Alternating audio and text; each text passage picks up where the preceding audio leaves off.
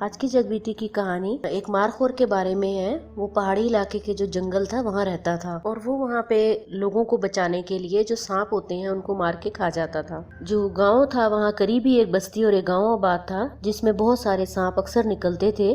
और जब इसको मारखोर को पता चला कि गाँव के लोगों को वहाँ पे सांप परेशान करते हैं और मार देते हैं और अपना निशाना बना लेते हैं, तो इसने सोचा कि क्यों ना मैं गांव के जो रास्ता है वहाँ बैठ जाऊँ और जब भी कोई सांप वहाँ से गुजरेगा जो जंगल से निकलता हुआ बस्ती की तरफ को जाएगा मैं उसको मार लूँगा। और इस तरह इसने अपना इरादा जो है जब उसको पाया तकमील तक पहुँचाया और वहाँ पे ये रास्ते में बैठने लग गया और रोज़ाना बहुत सारे सांप मारने लग गया। जो गाँव की तरफ को रुख करते थे ये उनको मारता था और खा जाता था।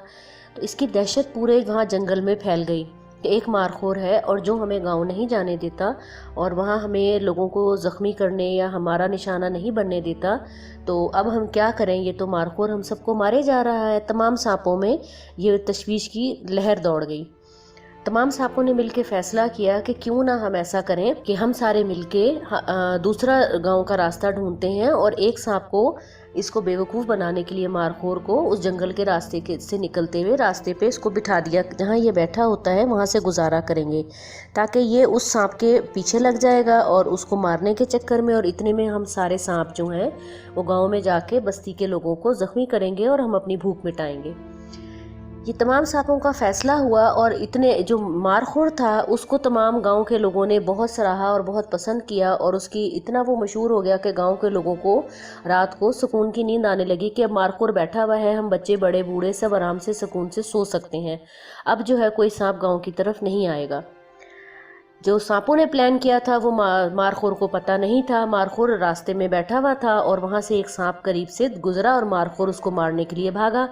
जब मारखोर उसको मारने के लिए भागा तो पीछे से जो दूसरे सांपों ने अपना इरादा बनाया हुआ था वो बस्ती में घुस गए और बस्ती में घुस के उन्होंने बहुत सारे लोगों को ज़ख्मी भी किया और अपना भूख भी मिटाई।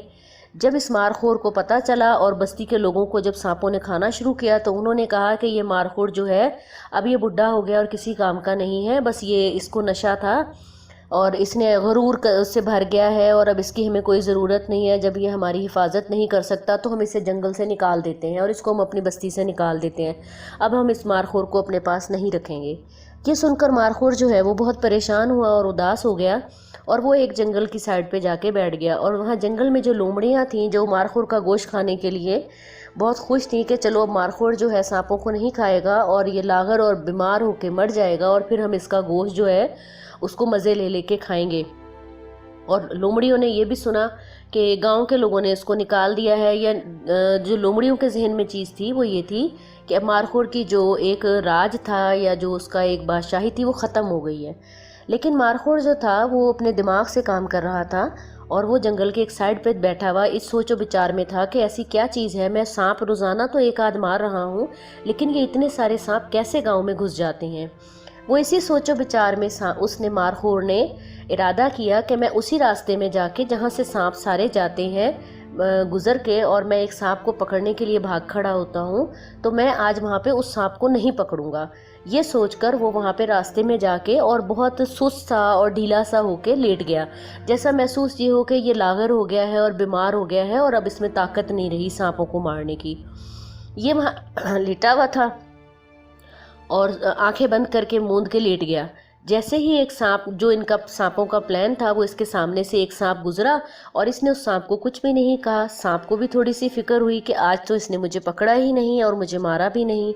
और इसके बाद दो चार सांप और गुजरे तो उन सब सांपों ने सोचा कि शायद ये जो है अब हमें नहीं हमला कर सकता हम पे, ना हमें ये खाएगा और इसको भूख नहीं है हमारी। तो धड़ाधड़ बहुत सारे सांप जो हैं वो बस्ती की तरफ जाना शुरू हो गए। इसने थोड़ी देर तो वो मंजर देखा और इसको सारी बात की समझ आ गई कि सांपों की क्या प्लानिंग थी और सांपों ने इसको कैसे बेवकूफ़ बनाया। क्योंकि ये जानवर अल्लाह की तरफ से बहुत होशियार और अक्लमंद होता है और सांपों का शदीद दुश्मन होता है। इसने गांव में जाके जितने सांप वहाँ पे आए थे बहुत सारे, इसने सब को ख़त्म कर दिया, मारा भी और खाया भी पेट भर के और सबको मार दिया। अब तो जो सांप थे वो बहुत परेशान हो गए कि ये क्या हो गया, जो सारे सांप उसने मार दिए तो गांव के लोग बहुत खुश हुए और उन्होंने मारखोर से बहुत ज़्यादा खुशी का इजहार किया। और आज भी उस गांव में जब कोई सांप इधर उधर से आ जाता है भूला भटका, तो वो मारखोर का नाम सुन के दूर भाग जाता है और उस बस्ती की तरफ कभी रुख नहीं करता, क्योंकि उसने ढेरों सांप इकट्ठे एक दिन मारे।